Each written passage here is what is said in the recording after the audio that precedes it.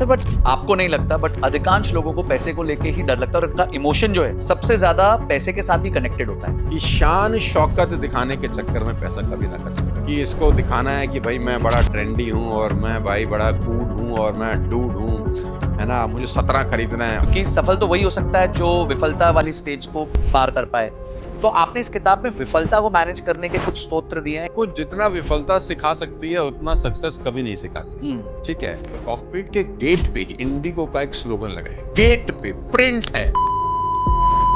अगर आज आपको जेनजी को इंस्ट्रक्ट करना हो कि आप उनको कैसे मेंटर ढूंढना चाहिए, क्योंकि आज मेंटर्स की कमी नहीं है, आज गुरु कम है, गुरु घंटाल ज्यादा है। तो सर ये गुरु और गुरु घंटाल, बोले we have a loan of 3 lakh रुपए, यू हैव टू पे। पे 3 लाख का कर्ज है तो तुझे उतार। Welcome to the real world. वाह, असली जिंदगी में तेरा स्वागत है। इस पूरे दुनिया में कोई मोटा व्यक्ति ऐसा नहीं है जिसको ये पता ना हो कि पतला कैसे होते हैं। सही कह रहे हैं सर, बिल्कुल दिल में ये बात दिल पे लगी है। मतलब आपको देख के नहीं बोल रहा, मैं भी शामिल हूँ। नहीं सही कह रहे हैं सर, बिल्कुल सही। दुनिया में हर मोटू को पता है कि पतला कैसे होता है। आज के दिन एक बहुत बड़ा इशू ये हो गया कि लोगों ने 22 साल 25 साल पढ़ाई करी और उसमें से 95% चीजें इररिलेवेंट, बची हुई 5 भी शायद नहीं है relevant। 5% इज्जत दे रहे हो आप। मतलब मैं फिर कहूँ कि एजुकेशन सिस्टम ने कुछ ही नहीं किया, ये भी गलत होगा। So first of all thank you Sonu sir for coming to Sanjay Katuria podcast. बहुत बहुत संजय जी, बहुत बहुत शुक्रिया, बहुत बहुत शुक्रिया बुलाने के लिए। सर मैं क्या बताऊं आपको, हम इतने टाइम से फॉलो करते हैं और आपकी रील्स मेरे घर में बड़ी वायरल हैं बिकॉज आप हनुमान जी के किस्से सुनाते हैं। मेरे फादर हनुमान जी के और हम पूरा परिवार जो है वो इष्ट देव है हमारे, तो आपकी रील्स जो है हमारे पूरे परिवार के ग्रुप्स में वायरल हुई रहती है। वैसे भी हर जगह हुई रहती है, बट उधर से मेरे फादर ने बहुत सारी वीडियोस हमारे को भेजते हैं। तो thank you so much sir for gracing this podcast. Sir आपको सबने ना स्टेज पे देखा है और आज जो मेरी ऑडियंस है वो जनरली इन्वेस्टमेंट्स, फाइनेंस, बिजनेस, इस तरह की ऑडियंस है। वो लोग इन्वेस्ट करते हैं तो वो जानना चाहेंगे बहुत सारी चीजें जो मैं आपके सामने रखूंगा। लोगों ने आपको स्टेज पे देखा सर, पर आपका पर्सनल पहला इन्वेस्टिंग एक्सपीरियंस क्या था? एज अ नोविस जब आपने पहली बार पैसा डाला, क्या किसी दोस्त की टिप सुनी या सोच समझ के डाला? मुझे संजय अच्छे से याद है। मेरा एक फ्रेंड होते थे नवीन, अब वो नहीं है, वो एक्सीडेंट में उनकी डेथ हो गई। तो he was the first person who pressurize me to invest in a flat in a apartment 2 BHK in Faridabad. और कोई 13-14 लाख रुपए का अपार्टमेंट था, and I am talking about 2002 और 3।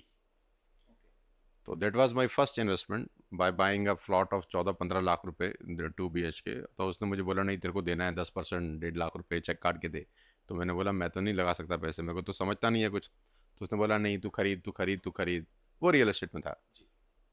तो उसने मेरे से ज़बरदस्ती इन्वेस्टमेंट लिया। और मेरा एक दूसरा दोस्त था, उसने फिर उसको 6-8 महीने के बाद 14-14.5 लाख वाला जो पेमेंट था उसको 19 लाख रुपए में उसने बेच दिया।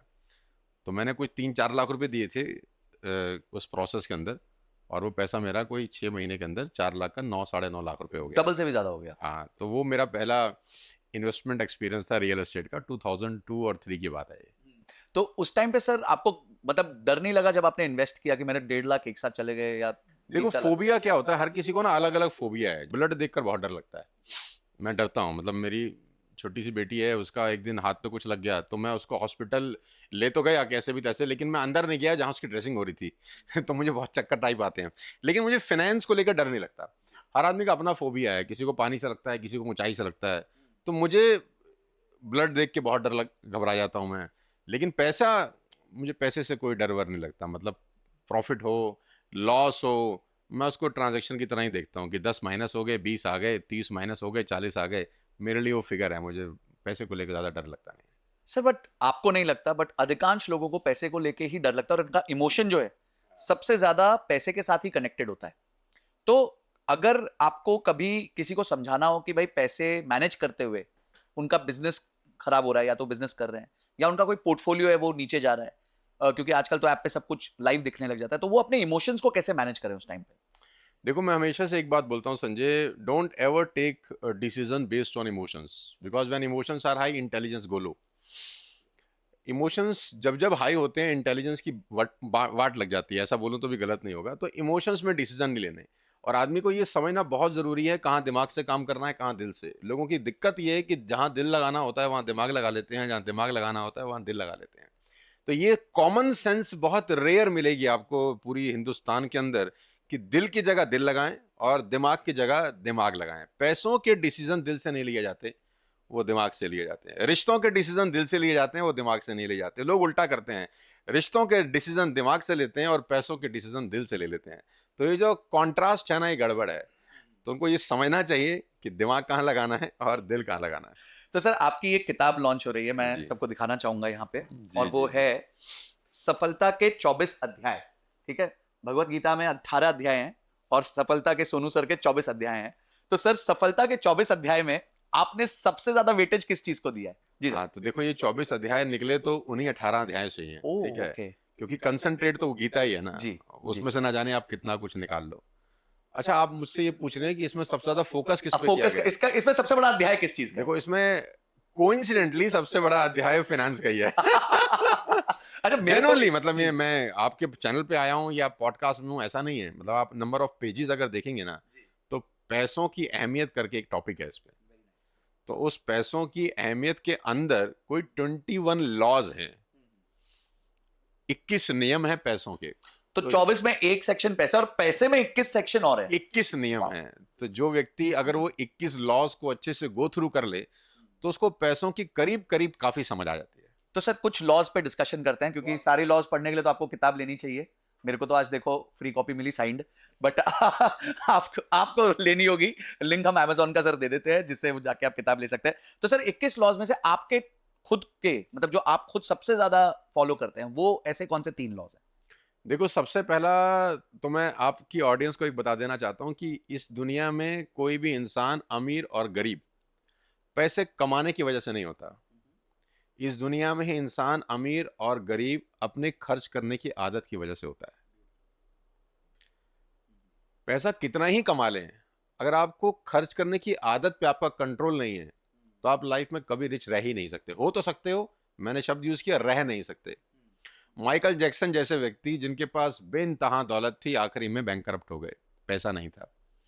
भारत भूषण जैसे फिल्म स्टार जिनके पास वो बंगला था जो बाद में क्या बोलते हैं, राजेश खन्ना जैसे सुपरस्टार को उन्होंने 25,000 रुपए के अंदर बेच दिया, आज उसकी कीमत को 1,000 करोड़ रुपए की है, वो बर्बाद हो गई।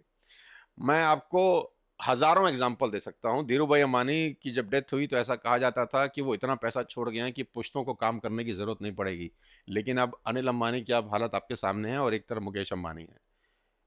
तो आप पैसे कमाने की वजह से अमीर नहीं होते, खर्च कैसे करना है, किस तरीके से करना है, अगर वो समझ नहीं है तो वो आपको गरीबी की गर्त में धकेल देती है। तो खर्च करने के बहुत खतरनाक नियम हैं। कमाने के नियम तो दुनिया आपको सिखा देती है, तो खर्च करने के नियम है। तो आपको ये बहुत समझना चाहिए कि खर्च कैसे किया जाता है। जे पॉल गेटी बहुत रिच इंसान थे, मतलब यूएस के टॉप 5 लोगों में जे पॉल गेटी का नाम आता है। तो रात को खाने पे उन्होंने अपने दोस्तों को एक रेस्टोरेंट में बुलाया, ठीक। तो रेस्टोरेंट के बाहर पहुंच गए सब लोग। तो जब अंदर जाने लगे अपने 4-5 दोस्तों के साथ, तो जे पॉल गेटी ने बोला, यार थोड़ी देर रुकते हैं, थोड़ा वॉक करते हैं और फिर जाएंगे अंदर खाने के लिए। तो लोगों ने कहा 10 बज गए हैं यार, हमको तो भूख लग रही है, तेरे को वॉक की पड़ी है। तो उसने बोला 10 बजे के बाद यहाँ कुछ डिस्काउंट मिलता है और अगर 10 मिनट की वॉक कर लें और कुछ पैसे बच जाएं तो बचा लेने चाहिए। वाह। वो आदमी जो यूएस के सबसे टॉप 5 लोगों में है, वो भी पैसे बचाने के बारे में सोचता है। जी।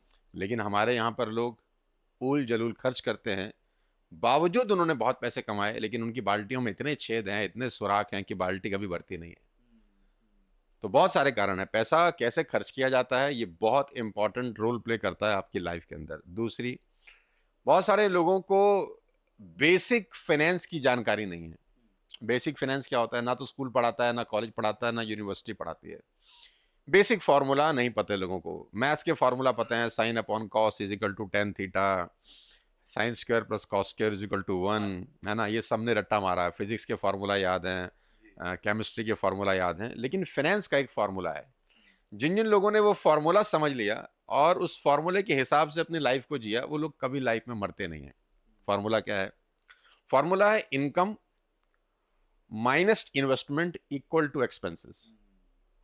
मैं फिर से दोहरा देता हूं, income minus investment equal to expenses.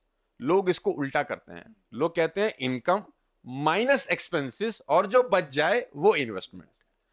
आपकी कमाई पर सबसे पहला जो हक है ना, वो इन्वेस्टमेंट का होना चाहिए, खर्चों का नहीं। लेकिन लोग अपनी कमाई का सबसे बड़ा हक खर्चों को मानते हैं। मतलब आप कह रहे हैं कि आज के मजे बाद में करो, फ्यूचर को सिक्योर पहले करो। लोग आने वाली कमाई को मोर्टगेज कर देते हैं आज ही, जी जी। ईएमआई के चक्कर में। आज के सुख भोगने के लिए 2 साल बाद तक की कमाई को मोर्टगेज कर देना कहाँ की अक्लमंदी है, मेरी तो समझ से परे है यार ये। अब जो लोग करते हैं, हेड्स ऑफ टू देम, भगवान उनका भला करे, सद्बुद्धि दे, ऐसा नहीं करना चाहिए एक्चुअली।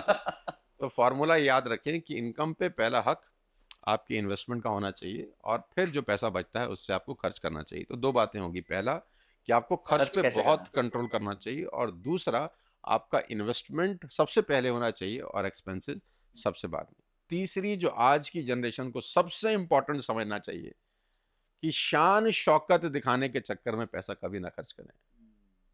शान और शौकत, तनख्वाह 40,000 रुपए की है, अब आईफोन 17 है ना, तब इसको 17 भी चाहिए, क्योंकि जबकि इसको 16 हाथ में है। हाँ, क्योंकि इसको दिखाना है कि भाई मैं बड़ा ट्रेंडी हूँ, और मैं भाई बड़ा कूल हूँ, और मैं डूड हूँ, है ना, मुझे 17 खरीदना है। और ये आईफोन वाले भी कलाकार हैं, जो आदमी नकद खरीद सकता है, नकद नहीं तो ईएमआई तो है ही है, तो ईएमआई पे ऑफर चल रहे हैं, और वो आप जैसे हमारे जैसे लोगों को ध्यान में रख के ही बनाए जाते हैं कि ये स्ट्रैप में फंस जाए।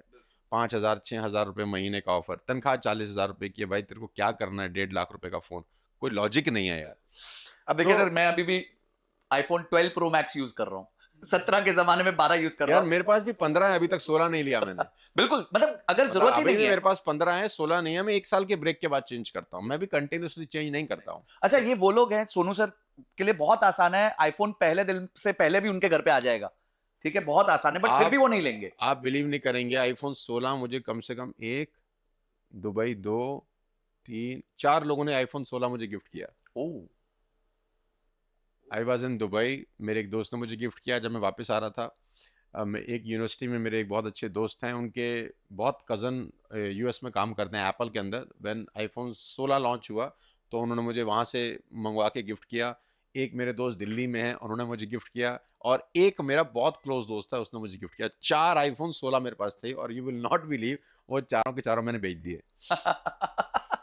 ये भाई, ये होता है पैसे बनाने का और मैनेज करने का अब टेक्निक। अब ये सुन, अगर ये बात वहां तक पहुंच जाएगी तो भाई मेरे पास और सीक्रेट्स रिवील्ड। तो कहीं फंस ना जा रहे यार, तुमने बेच दिया। तो भाई सच तो ये है कि वो 4 आईफोन 16 मेरे पास थे, मैंने चारों उससे भी बेच, आपने 6 लाख का रेवेन्यू जनरेट कर मैंने लिया। चारों बेच दिए, और आईफोन 15 जो मेरे पास था मैंने उसको यूज किया, अभी भी यूज कर रहा हूँ। जी। आईफोन 17 आ गया, मैं पहले दिन ले लूंगा, जी, बिकॉज आई अफोर्ड, और मैं एक साल में इसको फिर भी आप एक स्किप मार रहे हैं, मतलब बड़ी बात यह है कि आप अफोर्ड कर सकते हैं, फिर भी आप एक स्किप अब वो मार रहे हैं। इसलिए मैं मार रहा हूँ क्योंकि मैं बड़ा रफ एंड टफ यूज करता हूँ अपने फोन को, मैं केयरलेस हूँ इस मामले में। उस पर स्क्रैच लग गए हैं, मैं स्क्रीन गार्ड लगाता नहीं हूँ, मेरा फोन नंगा का नंगा रहता है, ना आगे कवर होता है ना पीछे कवर होता है। अगर आप देखेंगे तो मैं दिखा सकता हूँ, मेरा फोन दिखाना यार जरा। तो ये मेरा फोन है, इसमें कोई स्क्रीन गार्ड नहीं है, हाँ। इसमें ना आगे कोई स्क्रीन गार्ड लगा है ना पीछे कोई स्क्रीन गार्ड लगा है। तो लोग जी। मुझसे पूछते हैं यार ये क्यों, तो मैंने कहा भाई मैं दिल नहीं लगाता इन चीजों पे। इस पे दिमाग लगाता हूं। तो जिन चीजों पे स्क्रीन गार्ड लगाना चाहिए वो रिश्ते होते हैं, वाह, वो चीजें नहीं होती। बहुत। लोग रिश्तों पे स्क्रीन गार्ड नहीं लगाते, चीजों पे स्क्रीन गार्ड लगाते हैं जो 1-1.5 लाख की हैं। मेरा असूल है कि रिश्तों पे स्क्रीन गार्ड लगाओ कि वहां स्क्रैच ना पड़े। Beautiful. ये तो साला चेंज हो जाएगा, जब दिल चाहूं तब चेंज कर सकता हूँ। Beautiful sir. तो मुझे पता है दिमाग कहाँ लगाना है और दिल दिल कहाँ कहाँ लगाना है। जी। तो तीसरा था कि आप दिखावे के लिए, दिखावे के लिए पैसा खर्च ना करें, उल जलूल चीज़ों में पैसा खर्च ना करें। अगर आपका गुजारा 10 में चलता है तो आप कोशिश करें उसको 8 में चलाने की।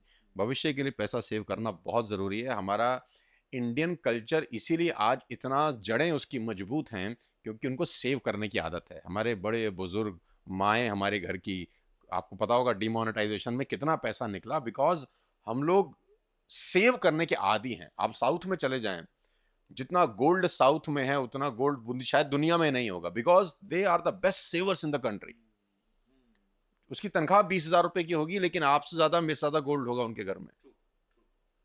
इसीलिए उनकी जड़ें बड़ी मजबूत हैं। इसीलिए जरा सी ऑब्स्टिकल जब आता है या फाइनेंशियल चैलेंज आते हैं तो वो लोग परेशान नहीं होते।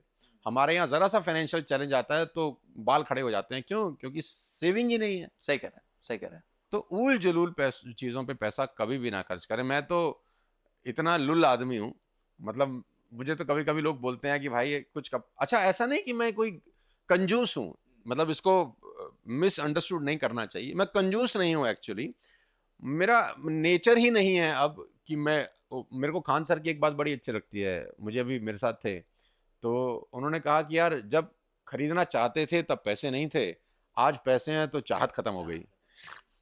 तो मुझे बड़ा अच्छा लगा उनका लाइन। तो मैंने बोला यार देखो हमारे साथ भी ऐसा है, जब हम पैसे नहीं थे हमारे पास, जब गरीबी के दिन थे, तो बहुत कुछ चाहते थे कि लाइफ ऐसी हो, ये हो, वैसे हो। तब पैसे नहीं थे, आज पैसे हैं तो साला इच्छाएं खत्म हो गई हैं कि मिल जाए तो अच्छी बात है, नहीं मिले तो कोई तकलीफ नहीं है, 15 भी चलता रहेगा तो भी कोई तकलीफ नहीं है।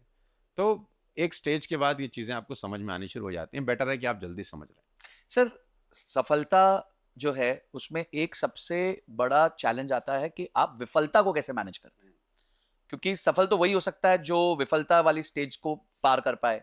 तो आपने इस किताब में विफलता को मैनेज करने के कुछ स्तोत्र दिए हैं, या आपके लाइफ में आप कुछ स्तोत्र यूज करते हैं जिससे भाई ये तो विफलता के बारे में जो है देखो, आप आपको जितना विफलता सिखा सकती है उतना सक्सेस कभी नहीं सिखाती। मैं तो खुद कभी कभी सोचता हूँ कि अगर मैं किसी 2 महीने डाउन नहीं होता या मेरा टर्नओवर गिरता नहीं है तो मेरे एंटीना ही नहीं खड़े होते। अगर मेरा टर्नओवर हर महीने 2%, 3%, 5%, 10% की ग्रोथ करता रहे तो मुझे अपनी कमियां नज़र ही नहीं आएंगी। मतलब मेरा टर्नओवर मान लेते हैं 1 महीने में 10% की ग्रोथ करता है, फॉर एग्जांपल हमने एक्स अमाउंट किया लास्ट मंथ और अगले महीने एक्स प्लस 10% कर लिया, ठीक। लेकिन ये ज़रूरी नहीं है कि मैंने अगर एक्स प्लस 10% किया तो मैंने सब सही ही किया होगा। हो सकता है उसमें भी कुछ गलतियां कर रहा था मैं, अगर उसको मैं ठीक करता तो एक्स प्लस 40% हो जाता जी। लेकिन जैसे ही मैंने एक्स किया और अगले महीने एक्स माइनस 10% हुआ तो फिर मैं झांकता हूं कि कुछ ना कुछ तो गलती हुआ है हमसे। तो उस झांकने के प्रोसेस में आपको कुछ मिस्टेक्स मिलती हैं जो आप अगर अगले महीने ठीक कर लेते हो तो 10% भी बढ़ के 30-40 हो जाता है। तो सक्सेस आपको इवेल्युएशन कभी नहीं सिखाती, आपको इवेल्युएशन सिखाती ही फेलियर है। जब आप फेल होते हैं तो आपका एंटीना खड़ा होता है कि साला कुछ गलती हो रहा है यार, ऐसा तो कैसे हो सकता है यार कि हमारा टर्नओवर क्यों गिर रहा है। तो failure is very very important if you want to grow in your life. सफलता तो आपको इग्नोरेंट बनाती है, इगोइस्टिक बनाती है, आपके पैर जमीन पर नहीं रहते, आप आदमी को आदमी नहीं समझते। तो बीच बीच में कुदरत के थप्पड़ अगर आपको लग जाए तो आपकी लाइफ बहुत बढ़िया होती है और एक लेवल पे आप पहुंच जाते हैं। पर सर, इमोशनली लोग अपने आप को मैनेज नहीं कर पाते स्टेज पे। देखिए, आपकी स्टेज और आपका जो पूरा ऑरा है वो बहुत डिफरेंट है। तो इमोशनली उस टाइम पे अपने आप को मैनेज करना है, तो क्या आप सलाह देंगे यंगस्टर्स को खासकर, बिकॉज ये प्रॉब्लम यंगस्टर्स में बहुत है आज के दिन। देखो, मैं इसमें एक चैप्टर है, मैं आपको बताता हूँ, उसमें है personal versus professional life. Personal life versus professional life. जब महाभारत का युद्ध हुआ ना संजय, आप तो संजय हैं मैंने तो साक्षात देखा आपने था। तो देखा है, पूरा धृतराष्ट्र को दिखाया है, तो आपके पास तो दिव्य चक्षु थे उस वक्त। तो जब महाभारत का युद्ध हुआ तो युद्ध शुरू होने से पहले अर्जुन ने बोला कृष्ण को कि मेरे रथ को दोनों सेनाओं के बीच में आप खड़ा करिए। पहले मैं युद्ध की इच्छा करने वाले लोगों को देखना चाहता हूं कि इस युद्ध रूपी व्यापार में कौन कौन लोग मुझसे युद्ध करने आए हैं। तो भगवान कृष्ण ने, तो उस वक्त उनके वो सारथी थे, ड्राइवर समझ लीजिए आप, तो उन्होंने बीच में खड़ा कर दिया। तो अब अर्जुन ने जब वो देखा भाइयों को, पिताओं को, मामाओं को, सगे संबंधियों को, तो वो शिथिल हो गया, है ना। उसका इमोशनल इंटेलिजेंस वीक हो गया, उसका गांडीव धनुष गिर गया। उसने बोला मैं युद्ध नहीं करूंगा, अपने लोगों को मारकर अगर राज मिला भी सही तो मुझे उस राज का करना क्या है। तो वो जो इमोशंस थे ना उस वक्त अर्जुन के सुपर पीक पर थे। उस वक्त वो लड़ना ही नहीं चाहता था, वो लेथार्जिक हो गया था, उसको कुछ धन दौलत संपदा से मतलब ही नहीं था। उसने कहा मुझे नहीं लड़ना यार। तो यहाँ आपका जो कर्म है ना, इमोशंस उस पर हावी हो रहे हैं। देखो ध्यान से समझना इस बात को। अब भगवान कृष्ण का रोल शुरू होता है। यहाँ पर आपको एक मेंटोर चाहिए, यहाँ पर आपको एक कोच चाहिए जो आपको ये बताए कि ये तुझे पहले सोचना चाहिए था, ये टाइम ये चीज सोचने का नहीं है, ये कर्म भूमि है।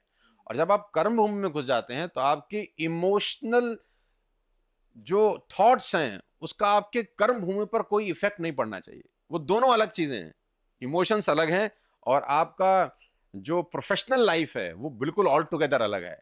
तो अर्जुन, ये तुझे पहले सोचना चाहिए था कि ये मेरे भाई, ये तुझे पहले नहीं पता था, ये अभी समझ में आई तुझको बात। और ये जो राजा लोग तेरी पक्ष में तुझसे लड़ने, तेरे चक्कर में लड़ने के लिए आए हैं, तेरे पक्ष में भी तो लोग आए हैं ना लड़ने के लिए। ये अपने घर बार, बीवी बच्चे सब छोड़कर आए हैं कि हम धर्म का साथ दे रहे हैं। अगर आज तूने हथियार डाल दिए तो ये घर जाके क्या मुंह दिखाएंगे, ये क्या सोचेंगे, ये तो अपने आप को बिना लड़े ही हारा हुआ मानेंगे। तो ये लोग तेरे चक्कर में आए हैं, अब तू वापिस नहीं जा सकता। अब ना तू वापिस हो सकता है ना मैं वापिस हो सकता हूं। मैं तो जाऊंगा नहीं वापस और तुझे भी नहीं जाने दूंगा। या तो जीतेंगे या जाएंगे, लड़ना तो पड़ेगा। पड़ेगा। जब आप कर्म भूमि में आ गए तो इमोशंस का कोई लेना देना नहीं, you have to fight at any cost. अब भगवान कृष्ण को अध्याय लग गए 18 ये समझाने में कि भाई प्रोफेशनल लाइफ अलग होती है और पर्सनल लाइफ अलग होती है।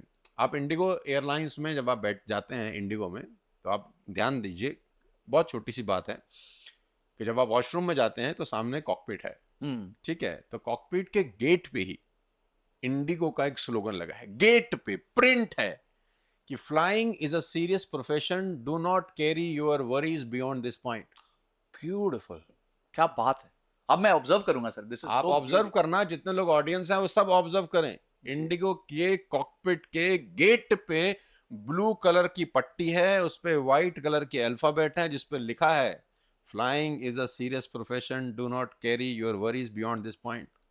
300 लोगों का जिंदगी, इतना बड़ा एरोप्लेन, इतनी बड़ी तेरे एयरलाइन, इमोशंस पे नहीं चल रहा। हो सकता है तू बीवी से लड़कर आया हो सकता है तेरे को फाइनेंशियल क्राइसिस हो, कुछ भी ABCD रीजन तेरे को हो सकते हैं, यहीं छोड़ के अंदर जाना है तेरे को। आपकी पर्सनल लाइफ अलग होती है, आपकी प्रोफेशनल लाइफ अलग होती है। The day people understand this concept, life will be so easy. दोनों को मिक्स करने का नहीं है जिंदगी में। मेरा नाम जोकर एक मूवी आई थी राज कपूर साहब की, उसमें राज कपूर जोकर बने हैं और वो स्टंट कर रहे हैं। उनकी माँ उनको देखने आई है पहली बार सर्कस में, फ्रंट रो में बैठी हैं। अब वो अपने बेटे को जो जोकर बनाया ऊपर स्टंट करते हुए देख रही है, इधर से उधर झूल रहा है, उधर से इधर झूल रहा है, इधर से उधर झूल रहा है, और जैसे ही वो छलांग मारता है उसकी माँ को लगता है ये मर जाएगा, तो उसकी माँ को हार्ट अटैक हो जाता है, तो माँ उसी वक्त उसकी डेथ हो जाती है। अब जब अंदर न्यूज़ जाती है कि राज कपूर साहब जो कि एक जोकर हैं, उसका नाम मुझे ध्यान निकल गया, शायद राजू ही है, तो धर्मेंद्र उस सर्कस के मालिक हैं जो धर्मेंद्र हैं, तो धर्मेंद्र उसको अंदर आप बुला के बोलते हैं कि योर मदर पास्ड अवे, लेकिन दिक्कत ये है कि तेरी मदर गुजर गई, ये तो प्रॉब्लम है ही, दूसरी दिक्कत ये है कि अगला शॉट तेरा है। तो अगला जो कॉमेडी का सीन है वो सोलो कॉमेडी है जो तुझे ही परफॉर्म करना है एज अ जोकर, तो Raju the show must go on. अब वो राजू ये जानते हुए कि माँ का मृत शरीर पड़ा है, वो जाता है और अपना एक्ट परफॉर्म करता है।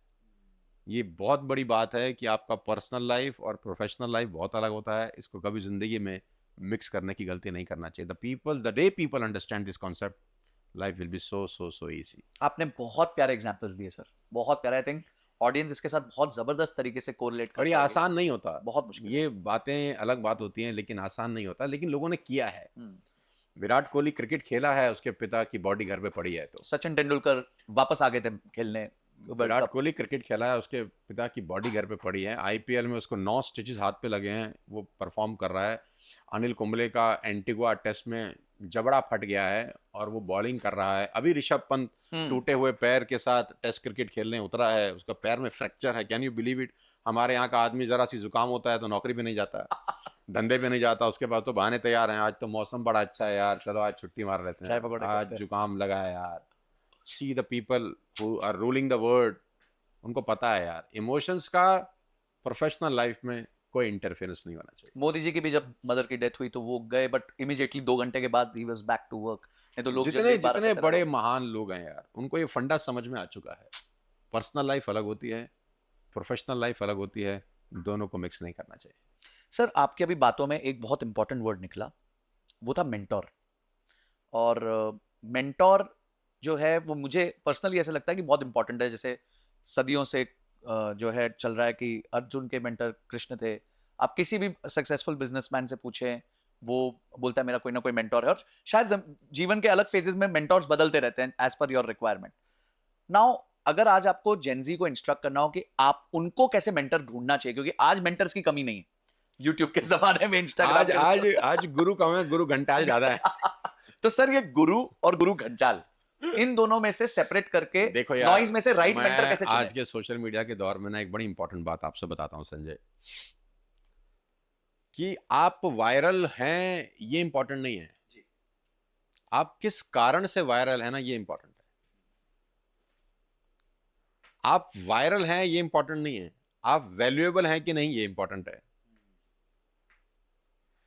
तो किसी व्यक्ति को सिर्फ इसलिए फॉलो करना कि उसके पास इंस्टाग्राम में फॉलोअर्स बहुत ज्यादा हैं या उसके व्यूज बहुत अच्छे आते हैं, ये पैरामीटर नहीं है किसी को एक अच्छा मेंटर बनाने का। किसी एक बहुत बड़े आदमी ने एक बार कहा था कि आप किसी भी कंट्री के यूथ के इंस्पिरेशन लोग कौन है ये बता दो, मैं बता दूंगा उस कंट्री का फ्यूचर क्या होगा। कि कोई कंट्री का जो यूथ है वो किसको फॉलो करता है, अगर वो इंस्पिरेशन कौन है ये पता चल जाए तो ये मालूम चल जाएगा वो कंट्री अगले 30-40 साल में कहाँ जाएगी। हमारे इंस्पिरेशन होते थे विवेकानंद, हमारे इंस्पिरेशन होते थे गांधी, हमारे इंस्पिरेशन होते थे नेहरू, हमारे इंस्पिरेशन होते थे तमाम वो लोग, तो शायद आज हम यहाँ पर बैठे हैं। आज के व्यक्ति का इंस्पिरेशन कौन है ना, ये बहुत इंपॉर्टेंट रोल प्ले करता है कि आपका सलाहकार कौन है। और एक खराब सलाहकार की वजह से कैकेयी जैसी माँ मतभ्रष्ट हो जाती है कि वो मंथरा को अलाउ करती है कि उसके कान में कुछ कहा जाए, और वो कैकेयी जो राम को भरत से ज्यादा मोहब्बत करती थी 14 साल के लिए वनवास भेज देती है। तो आपके मेंटर कौन है ये डिसाइड करेगा कि आपकी डेस्टिनी क्या होगी। तो choose your mentor very carefully. और इसमें एक बात और ऐड कर देता हूं संजय, इस देश में या इस दुनिया में दो तरह के लोग कभी कामयाब नहीं होते। पहला, जिसका कोई मेंटर नहीं है। दूसरा, जिसके बहुत सारे मेंटर हैं। मतलब या तो किसी की नहीं सुनते या बहुतों की सुन लेते हैं। हाँ, तो इस केस में, दोनों केस में इनका बैंड बजता है। बट सर 100% बैंड बजता है। पर वापस आते हैं, राइट मेंटर कैसे चुने? अगर आज एक मैं 22 साल का लड़का हूं और मुझे आज मेंटर चुने, मुझे लाइफ में बिजनेस ग्रोथ चाहिए या मुझे ग्रोथ चाहिए फॉर एग्जांपल, तो मैं कैसे अपना मेंटर चुनूं? मैं बताता हूँ, बहुत सिंपल है, बहुत ही आसान है कि आप उस व्यक्ति को मेंटर चुने जिसका आखिरी का पर्पस सिर्फ पैसा बनाना नहीं है। Beautiful. Purpose plays a very vital role कि आपका पर्पस क्या है। मैं मान लेते हैं सोशल मीडिया पे कंटेंट बनाता हूं, करेक्ट, और मैंने कोई 400 वीडियोस बनाए हैं पिछले 10 साल के अंदर। तो मैं बहुत कम काम किया हूं एक्चुअली। 10 साल में लोग ऐसे भी हैं जो 2-2 हज़ार, 2,500, 2,500, 3-3 हज़ार वीडियो भी अपलोड किए हैं। ठीक, तो पर्पस क्या है? पर्पस है मेरे वीडियो बनाने का कि मैं एक एजुकेशनल कंटेंट सर्व करूं, एक इंस्पिरेशनल कंटेंट सर्व करूं, और वो कंटेंट जो भी व्यक्ति सुने उसकी ज़िंदगी में कुछ ऐड हो, उसके थॉट प्रोसेस थोड़े से क्लियर हो लाइफ को लेकर, और वो फाइनेंशियल वैल्यू समझे, पेरेंटल वैल्यू समझे, स्पिरिचुअल वैल्यू समझे। तो पर्पस बड़ा इंपॉर्टेंट है कि मैं जो कंटेंट बना रहा हूं उसका पर्पस क्या है, कोई और कंटेंट बना रहा है उसका पर्पस क्या है। तो पर्पस अगर सिर्फ पैसा बनाना है तो दूर रहिए ऐसे व्यक्ति। तो मामला थोड़ा सा संगीन हो सकता है यार, क्योंकि at the end of the time साथ नहीं जाएगा ये। चाहे हम कितनी फाइनेंस की बात कर लें, आप कितनी फाइनेंस की बात कर लो, वो बड़े बड़े महल जिन पे राजा बैठ के ऑर्डर करते थे ना, आज कबूतर बीट कर रहे हैं उनके ऊपर, है ना। वो लाल किले, वो महल जिसपे कभी शानो शौकत से हाथी घोड़े चिंगाड़ते थे, कबूतरों की बीट से पटे पड़े हैं। तो आखिरी में तो साथ जाएगा नहीं कुछ। ठीक है, पैसा चाहिए, मैं तो इस बात को डिनाई नहीं कर सकता, बट आखिरी में वो भी नहीं है। सर, आपने जैसे बोला कि आपने बहुत कम वीडियोस बनाई हैं बट बहुत वैल्यूएबल वीडियोस बनाई हैं। इसी तरह सोनू सर को लोग सब जानते हैं, स्टेज पे जानते हैं, बोलने से जानते हैं, उनके इस तरह के रोंगटे खड़े होने वाले स्टेटमेंट से जानते हैं। पर सोनू सर पर्सनल लाइफ में क्या है, क्या आपकी जर्नी रही है, कहां से शुरुआत की है, वहां से आएंगे सर। पर्सनली तो मैं बहुत ही बोरिंग आदमी हूँ। मैं ज़्यादा घूमता नहीं हूँ, ज़्यादा मुझे पार्टी का शौक़ नहीं है। मुझे पार्टी लास्ट मैंने कब करी थी मुझे पता नहीं है, लास्ट मूवी मैंने कौन सी देखी थी मुझे पता नहीं है। और मैं बहुत बोरिंग आदमी हूँ। मेरा घर से ऑफिस, ऑफिस से घर, घर से एयरपोर्ट, एयरपोर्ट से घर, ये मेरा एक लिमिटेड सा लाइफ है। मेरी ज़िंदगी में दोस्त नहीं है। और मन तो बहुत सारा है कि ये करें ये करें ये करें, लेकिन एक्चुअली में मैं बड़ा मुश्किल एक है मेरे लिए वो शब्द यूज़ करना, मेरे से हो नहीं रहा। मैं कोशिश में हूँ, पता नहीं कब कर पाऊँगा, है बड़ा कठिन, भगवान की माया बड़ी ख़राब है। एक्चुअली में तो मैं ये सब छोड़ना चाहता हूँ, लेकिन छूटता नहीं है। ये भगवान की माया बड़ी प्रबल है, ये आपको घेरे रखती है। मेरा ऑब्जेक्टिव तो ये है कि ये छूट जाए मुझसे और मैं वो करूँ जो एक्चुअली में मेरा मन करता है करने का। ये सब एक तरीके से नकली ही दुनिया लगती है मुझको। सर, हर व्यक्ति के लाइफ में, खासकर बचपन में, कोई एक ऐसा इवेंट होता है जो उसके थॉट्स को शेप करता है। बिल्कुल। तो आपके हिसाब से वो क्या टर्निंग पॉइंट था आपकी लाइफ में जिसने आपकी थॉट्स को शेप किया? मैं यार 98 में ग्रेजुएट हुआ, ठीक। तो स्कूल में और कॉलेज में I was an outstanding student, outstanding बोले तो बाहर ही खड़ा रहता था, आउटस्टैंडिंग। अच्छा वैसे टीचर हाँ, टीचर मुझे एक बाहर बार में खड़ा तो मैं सीरियस बोला, वाह यार अच्छी बात है। तो टीचर मुझे बाहर ही खड़ा रखती थी कि तू तो बाहर ही रहे। मैंने स्कूल और कॉलेज में वो सब काम किए हैं जो नहीं करने चाहिए। डिटेल में समझाने का मत बोलना यार, फंस जाऊंगा। तो मतलब मैं कॉलेज में बहुत ही मतलब नोटोरियस। नटनौर है सुपर, मतलब कॉलेज में अगर किसी की चर्चा आज भी होती है तो हमारा नाम होगा उसमें। कॉलेज में बहुत बदमाश टाइप थे, मतलब दो चीज़ों का शौक था मुझे कॉलेज में, एक क्रिकेट खेलने का, एक जुआ खेलने का। जी, आपको क्रिकेट खेलते हुए मैंने काफी देखा, अभी भी आप काफी हाँ, मतलब प्रैक्टिस करते शौक था पहले, जी बहुत अच्छी हॉबी थी, और खेलता ही बहुत अच्छा था। जी। और जुआ खेलने का शौक, ओ, लत लग गई गंदी कहीं से। तो जब मैं कॉलेज के गेट पे जाता था तो हमारे क्लास में दो गुट थे, एक क्रिकेट शौकीन गुट था और एक जुआ शौकीन गुट था। तो जब मैं गेट पे पहुंचता था तो वो दोनों में टॉस होता था कि आज ये किसके साथ जाएगा, आज ये क्रिकेट खेलने जाएगा कि आज ये जुआ खेलने जाएगा। तो अगर जुए वाली टीम टॉस जीती थी तो हम फिर 3 पत्ती खेलने चले आते थे, और क्रिकेट वाली टीम टॉस जीती थी तो हम क्रिकेट खेलने चले जाते थे। तो पूरा 3 साल हमने ऐसा जिंदगी अपनी मस्त बिताई। बड़ी मुश्किल से ग्रेजुएट हुए, रो धो के ले दे के। तो जब ग्रेजुएट होके घर पहुंचे तो पिताजी को डिग्री दिया कि फाइनली पापा पास हो गया। अच्छा, मैं इकलौता लड़का हूँ, एक मेरी छोटी सिस्टर है। तो हर माँ बाप को उम्मीद होती है कि यार ये कुछ करेगा, लेकिन हमारे चाल चरित्र देख के लग रहा था कि ये कुछ नहीं करेगा। तो मेरे पिताजी को मैंने जब डिग्री दिया तो आई वाज सो हैप्पी कि भारत रत्न ले आए भाई हम तो मैंने बोला आप हम आपको डिग्री दे रहे हैं, आप हमको कुछ दो अब। तो मुस्कुराए, शायद इसी दिन का इंतजार कर रहे थे। He went to the room, came back after 10 minutes, holding some papers in his hand. कागज़ थे उनके हाथ में और मेरे हाथ में दिए, वो फाइल सी थी एक। तो मैं फाइल अल्टू पलटू तो अपने को पल्ले नहीं पड़ा। मैंने कहा क्या है? तो बोले we have a loan of 3 lakh rupees and you have to pay. हम पे ओ, 3 लाख का कर्ज है जो तुझे उतारना है। Welcome to the real world, wow. असली जिंदगी में तेरा स्वागत है। होगी मस्ती, करें शुरू अब।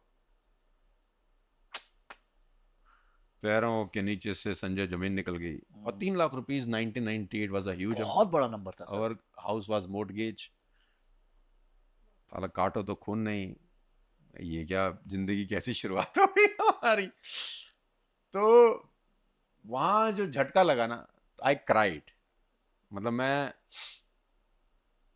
कोई 1 डेढ़ घंटा 2 घंटा तो बहुत रोया होऊंगा अकेले रूम में बैठ के कि यार ये तो बड़ी अजीब चीज़ है यार। और इस बात का दुख नहीं था कि 3 लाख रुपए का कर्ज था, दुख इस बात था कि पिता ने अब तक छुपा के रखा कि इनकी पढ़ाई डिस्टर्ब ना हो यार। साला हम तो पढ़ ही नहीं रहे थे सोचो जिस चीज के लिए उन्होंने इतना बड़ा सैक्रिफाइस किया, कि आपको वो, मन में आया कि वो तो मैंने एक्चुअली तो मतलब किया ही नहीं उन्होंने था। तो हमको अपने चेहरे से कभी फेस ही नहीं होने दिया कि वो कर्ज में है। हम 500 मांगते तो 500 देते, हम 1000 मांगते तो 1000 देते, कहाँ से लाते पता नहीं। तो दुख 3 लाख का तो 1% था, 99% दुख था यार, साला हम तो क्या कर रहे थे यार। और ये तो क्या बोलते हैं, मुखौटा ओढ़ के हमारे सामने हंसते हुए आते थे। इन्होंने कितना पीड़ा सही होगी 2 साल 3 साल 4 साल। आप बिलीव करना कि अगले दिन कॉलेज वाला सोनू शर्मा मर गया, फिर एक नया सोनू शर्मा पैदा हुआ। और अगले 5 साल हमने बहुत रगड़ा अपने आप को। मेरे सब कॉलेज के दोस्त बोलते थे कि तेरे को क्या हो गया है, तू तो वो लड़का नहीं है जो 4 दिन पहले कॉलेज में था। तो मैंने बोला नहीं यार, साला बात ना दिल पे लग गई यार। पिता साला क्या सोच रहे थे हमारे बारे में, और हम तो साला क्या ही कर रहे थे ज़िंदगी में। तो वो चोट इतनी गंदी लगी कि उसने 3 साल के अंदर अंदर मुझसे इतनी मेहनत करवाई, इतनी मेहनत कराई, इतनी मेहनत कराई कि 2006-2007 आते आते मैं 1 करोड़ रुपए साल का कमा रहा था। वाओ। तो मैंने पहला रिटर्न जब भरा 6-7 में, तो I was earning 1 CR year wow. Wow. With no degree, no hi fi qualifications. मेहनत खून में जम गई और I was all together a different human being. College में जब मैं था तब का, और जब मैं 2003 2004 2005 का सोनू शर्मा था तब का। मेरे कॉलेज के दोस्त मुझसे मिलते थे, मुझे बोलते थे हमें दुख होता है तू बदल गया है। मैं बोलता था मुझे अफसोस हो रहा है तुम बदल नहीं रहे। बहुत बड़ी बात है। तो मैं तो बदल गया हूँ, तुम कब बदलोगे। माँ बाप ने बड़ा सेक्रीफाइस किया। मैंने कहा हमारे लिए। कह रहे तू कब से ऐसी बातें करने लगा। मैंने कहा जब से दिल पे लगी है यार। तो कभी कभी जो चीज़ें दिल पे लगती हैं वो आपकी लाइफ को ट्रांसफॉर्म कर देती हैं। देखो मूवमेंट होता है, कभी कभी बहुत बड़ी बड़ी बात भी दिल पे नहीं लगती, कभी कभी कोई छोटी सी बात भी आपकी दिल पे लग जाती है। वो मूवमेंट होता है, कभी कभी इमोशंस हाई होते हैं और उसी वक्त किसी ने आपको कुछ कह दिया। मुझे वही कहते हैं ना कि पेन और पैशन जो है वो सबसे बड़े मोटिवेशन बन सकते हैं आपके। कि हाँ, अगर आपके पास आपको बहुत एक्सट्रीम पेन हो या बहुत एक्सट्रीम पैशन हो, तो वो एक बहुत मोटिवेशन की तरह एक्ट करते हैं आपके लिए। हाँ, तो मुझे वो मेरे फादर का वो चेहरा याद आता है यार, कि उन्होंने मुझे 3 लाख वाला फाइल दिया था, तुझे देना है। सर मोटिवेशन आपका तो बाएं हाथ दाएं हाथ नींद का खेल है। आपने ऐसा मैंने कहा कि आप जामवंत रहे हैं, कितनों के अंदर के शक्तियों को आपने उजागर किया। पर मुझे मोटिवेशन के साथ एक छोटी सा ड्रॉबैक ये लगता है कि वो एक चार्जर की तरह है जो एक बार तो बैटरी चार्ज कर देता है, पर फिर फोन जिस तरह ड्रेन होता है तो देखो, बार बार लगता है। तो क्वेश्चन मेरा ये है सर कि मोटिवेशन को प्रोसेस में कैसे कन्वर्ट करें और अपनी जर्नी पे टिके कैसे रहे, क्योंकि पहले दिन तो सफलता नहीं मिलने वाली। देखो पहली बात तो ये है कि मोटिवेशन कोई खराब चीज़ तो है नहीं। बिल्कुल नहीं है। कभी कभी लोगों को लगता है यार ये तो बेकार चीज़ है, और मोटिवेशनल स्पीकर तो सिर्फ स्पार्क पैदा करते हैं। तो मैंने बोला यार हम तो वो बैटरी हैं कि जो दूसरी बैटरी डेड बैटरी के साथ जुड़ जाए तो झटका तो दे ही देती दे है। देते हैं बिल्कुल। उसके बाद तो फिर हमारा दूसरा काम शुरू हो जाता है कि हम उस जो डेड बैटरी है उसको कैसे रिवाइव कर सकें। कभी कभी होता है ना आपकी बैटरी डेड हो गई, तो फिर आप मार्केट से किसी को बुलाते हैं, वो अपनी बैटरी लेकर आता है और वो तार के साथ तार छुआ रखना देता है गाड़ी ना? चालू। तो हम वो बाहर वाली बैटरी हैं कि जो डेड बैटरी को भी एक बार तो झटके देके आपको चला देंगे। फिर जी। उसके बाद हमारा दूसरा रोल शुरू होता है, और वो होता है प्रोसेस में लेकर आने का। और सबसे मुश्किल काम इस दुनिया में है वो है प्रोसेस को एग्जीक्यूट करना। जो दुनिया के सबसे मुश्किल कामों में से है वो एक ये है कि प्रोसेस एग्जीक्यूट किए जाएं। प्रोसेस बना देना सबसे आसान होता है। मैं बहुत बोर्ड रूम में बैठा हूँ जहाँ पर 200-200 करोड़, 500-500 करोड़, 1000-1000 करोड़ के बात होती हैं, टारगेट डिसाइड होते हैं, और दुनिया का सबसे आसान काम होता है बोर्ड रूम में बैठ के बोर्ड काला कर देना। ठीक, लेकिन प्रोसेस को जब एग्जीक्यूट किया जाता है ना तो कहानी ऑल टुगेदर डिफरेंट होती है, क्योंकि प्रोसेसेस आपको हमेशा पेन देते हैं। इस पूरे दुनिया में कोई मोटा व्यक्ति ऐसा नहीं है जिसको ये पता ना हो कि पतला कैसे होते हैं। सही कह रहे हैं सर, बिल्कुल। दिल, ये बात दिल पे लगी है। मतलब आपको देख के नहीं बोल रहा हूँ, तो मैं भी शामिल हूँ उसमें। नहीं सही कह रहे हैं सर, बिल्कुल इस सही। दुनिया में हर मोटू को पता है कि पतला कैसे होते हैं। पता होने से पतला होता नहीं है, लेकिन वो प्रोसेस है। You have to wake up early in the morning, you have to control your diet, dos and don'ts हैं। ये प्रोसेस को एग्जीक्यूट करना ही तो सबसे मुश्किल है ना। जो सुबह 5 बजे वॉक पे जा रहा है, क्या ये सीक्रेट सिर्फ उसी को पता है कि मॉर्निंग वॉक अच्छी होती है, और उस गधे को नहीं पता जो 9 बजे तक पलंग तोड़ रहा है? पता तो दोनों को है। जो 9 बजे तक सो रहा है, ऐसा थोड़ी ना उसको पता नहीं है, पता तो साले को है ही ना, लेकिन वो उठ ही नहीं रहा ना। एक्चुअली पहला कदम नहीं ले पा रहा। वो सूर्य देवता उसका पिछवाड़ा तक जला चुके हैं, इतनी धूप पड़ चुकी है, लेकिन साला वो उठ नहीं रहा। उठ कौन रहा है? वो 5 बजे। 5 बजे। तो दोनों में पोटेंशियल की कमी नहीं है, पोटेंशियल तो दोनों में उठने की, उठ तो दोनों सकते हैं। पोटेंशियल ग्रेटनेस तक पहुंचती प्रोसेस के माध्यम से है। हर किसी में पोटेंशियल होती है ग्रेट होने की, लेकिन हर पोटेंशियल वाला व्यक्ति ग्रेट होता नहीं है। Not because of potential, because of the process execution. तो प्रोसेस हमेशा पेनफुल होते हैं। सुबह 5 बजे उठना पेनफुल है, डाइट पे कंट्रोल करना पेनफुल है, जीप पे कंट्रोल करना पेनफुल है, किताब पढ़ना पेनफुल है। और आप कैटरीना कैफ को 5 करोड़ रुपए दे दो और बोलो ये आधा किलो रसगुल्ला खा के दिखा, she will not eat it. She will not eat it at any cost. और हम और आपको कुछ मर्जी करा लो, 5 करोड़ तो बहुत दूर की बात है, हम तो 5000 में मुद्द देंगे। नहीं, रसगुल्ला सामने रखा हो तो आदमी खा लेगा। मतलब पैसे किस बात बहुत देसी भाषा में बात कर रहा हूं, तो 5000 में हमारी तो हवा निकल जाएगी। So process execution is the most difficult part. Motivation से प्रोसेस में आदमी जरूर जाता है, लेकिन एग्जीक्यूट नहीं कर पाता। और जो व्यक्ति प्रोसेस को एग्जीक्यूट कर लेते हैं लाइफ के अंदर, उनको दुनिया में कोई रोक नहीं सकता। प्रोसेस सबसे मुश्किल चीज़ है। बड़ी बड़ी ऑर्गेनाइजेशन सिर्फ प्रोसेसेस के ऊपर चलती हैं, आपकी पर्सनल लाइकिंग और टेस्ट के ऊपर नहीं चलती। जो ऑर्गेनाइजेशन, जो काम धंधे किसी भी एंटरप्रेन्योर के पर्सनल लाइकिंग और टेस्ट के हिसाब से चलते हैं, वो सेकंड जनरेशन का मुंह कभी नहीं देखते। वही ऑर्गेनाइजेशन दुनिया में कामयाब होती हैं जो प्रोसेस ड्रिवन होती हैं, लाइकिंग ड्रिवन नहीं होती। बहुत सारे लोग, आपको ऐसा आपने देखा होगा, वो गोविंदा की फिल्म आई थी वो गैम्बलर, उसमें गाना था कि मैं चाहे ये करूं, मैं चाहे वो करूं, मेरी मर्जी, है ना। तो जो लोग अपनी ऑर्गेनाइजेशन, अपनी ज़िंदगी इस तरीके से चलाते हैं, तो उनकी मर्जियां की पर्चियां निकल जाती हैं कुछ दिनों के बाद। तो सर प्रोसेस पे आ गए और आपने प्रोसेस बता दिया कि it is very important, but problem वही है उसको स्टिक करना। अब स्टिक करने के लिए सर क्या ऐसा करा जाए कि आदमी स्टिक रहे, क्योंकि मन सबका चंचल हो जाता है।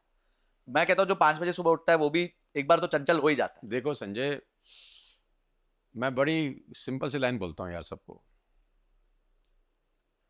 When why become clear, how become easy.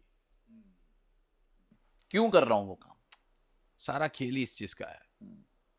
और जहां तक फिर मैं वापस आता हूँ एक मिनट पहले मोटिवेशन पे, अगर आपको किसी भी काम को करने के लिए मोटिवेशन का जरूरत पड़ रहा है तो आप गलत काम में हैं। मतलब मोटिवेशन का जरूरत क्या है? मुझे ये काम करना है तो वो काम मुझे करना है, टॉपिक क्लोज हो गया। इसमें मोटिवेशन की क्या जरूरत है? एक काम जो आपको करना है वो आपको करना है ना, topic close, end of the story. Motivation का जरूरत इसीलिए पड़ रहा है आपको क्योंकि आपका मन नहीं है वो करने का, मन कुछ और करने का है। क्योंकि आपको आपका वाई क्लियर नहीं हुआ अभी। हाँ, और आप देखो, हम जब क्रिकेट खेलते थे 10-10 घंटा खेलते थे, कोई थकावट नहीं होती थी। जिस चीज में आपका मन लगा होता है उसमें ना थकावट होती है ना मोटिवेशन की जरूरत होती है। मूवी आप 3 घंटा देख लो, कोई थका आज तक? किताब पढ़ो आप 3 घंटा, मान जाऊंगा नीचे से जमीन निकल जाएगी 3 घंटा पढ़ के, 300 बार उबासी आएगी। क्योंकि नेचुरली कुछ चीजें करने में आपका मन करता है, और नेचुरली आदमी आलसी हरामखोर होता है, इसमें कोई मुझे बोलते हुए शर्म नहीं है। नेचुरली हम लोग आलसी हैं, हम लोगों को आलस पसंद होता है, हम लोग कंफर्ट जोन के आदी होते हैं। जैसे ही आपको वहां से हटा के कुछ करने के लिए बोला जाता है, उसके लिए मोटिवेशन का जरूरत होता है। सोने के लिए मोटिवेशन का जरूरत है किसी को कि चल सोए, मैं तुझे मोटिवेट करता हूँ। लो तो बेड की भी जरूरत नहीं है, मैं कहीं भी बैठे होंगे सो जाएंगे। कि चल मैं तुझे सर एक क्लास लगाओ मोटिवेशन पे, आदमी को सोए क्या? अरे भाई वो तो वो नेचुरली करेगा वो। मोटिवेशन का जरूरत उन्हीं कामों को लेकर है जो एक्चुअली में आप नहीं करना चाहते और कोई आपको कह रहा है आप करो। जो आप नेचुरली करना चाहते हो, you don't need any motivation. Sachin को सुबह 4 बजे उठ के क्रिकेट ग्राउंड में पहुंचने के लिए कोई मोटिवेशन का जरूरत नहीं था। सुबह 4 बजे, 4:30 बजे, बारिश, धूप, सर्दी, गर्मी, बरसात, सचिन तेंदुलकर ग्राउंड में है भाई साहब। उसको कौन से मोटिवेशन का जरूरत है? कोई मोटिवेशन का जरूरत नहीं है, मन है उसका करने का। When why become clear, how become easy. आपका व्हाई क्लियर नहीं है तो हाउ मैं 50 तरीके से बता दूं, आप नहीं करेंगे, आप स्किप करेंगे उस प्रोसेस को। सर आज के दिन एक बहुत बड़ा इशू ये हो गया कि लोगों ने 22 साल 25 साल पढ़ाई करी और उसमें से 95% चीजें इररेलेवेंट हो चुकी हैं, बची हुई 5 भी शायद नहीं है रेलेवेंट। 5% इज्जत दे रहे हो आप। मतलब मैं फिर कहूं कि एजुकेशन सिस्टम ने कुछ ही नहीं किया, ये भी गलत होगा। बट आज के दिन एआई के एजुकेशन सिस्टम ने किया, अपने आप को बदला नहीं। हाँ, ये क्या कम अचीवमेंट है? 75 साल से एक ही काम हो रहा है। कमाल है। मैं जब 12th में था तो हम पढ़ते थे पार्टनरशिप, एडमिशन, रिटायरमेंट, डिसोल्यूशन। आज क्या पढ़ रहे हैं? Partnership, admission, retirement, dissolution. कमाल के लोग हैं।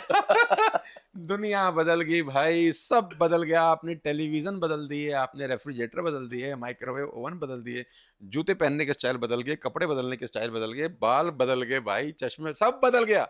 एडमिशन, रिटायरमेंट, डिसोल्यूशन वही चल रहा है, साइन कॉस टेन चल रहा है। अरे ठीक है भाई, आपको समय के हिसाब से बहुत बदलना पड़ता है। अगर आप समय के हिसाब से बदलते नहीं है तो आप कहीं नहीं रहते, कहीं के नहीं रहते।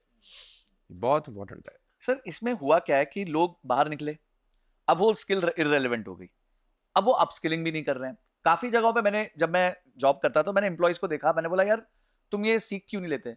बोलते ये तो कंपनी की रिस्पॉन्सिबिलिटी है ना हमें सिखाना।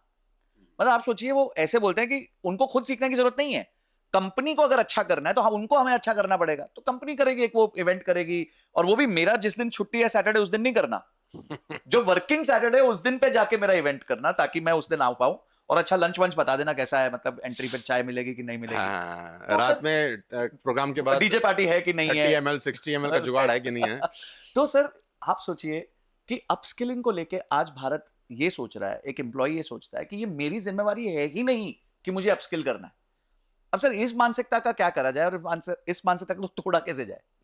कुछ नहीं कर सकते आप। देखो, लॉ ऑफ एवरेज है इस पूरी दुनिया के अंदर।